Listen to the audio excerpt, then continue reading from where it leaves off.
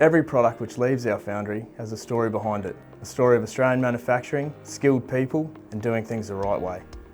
Hi, I'm Jack Rhodes, Foundry Manager for CR Powered by Epiroc, Maryborough Foundry.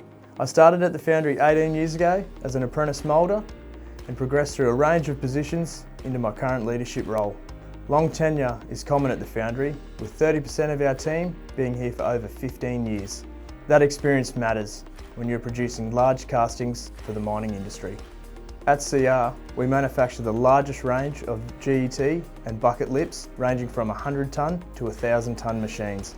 The process starts with engineering. Every lip is designed and reviewed to perform in the toughest mining conditions. Once the design is finalised, we create the pattern, because accuracy here directly affects the quality of the final casting.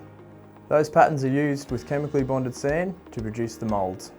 The steel for our products is melted using recycled scrap in our electric arc furnaces, with on-site chemical analysis to tightly control quality.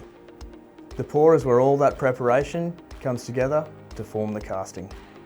Tailored heat treatment and quenching helps us to achieve the desired metallurgical properties needed for our product range. After heat treatment, every casting is dressed and checked for fit, making sure interfaces and profiles are right before machining begins. Next, we move into machining, inspection and testing. Every casting receives a final inspection before it leaves our site. Alongside sand reclamation, we divert around 477 tonnes of ferrous slag from landfill every year.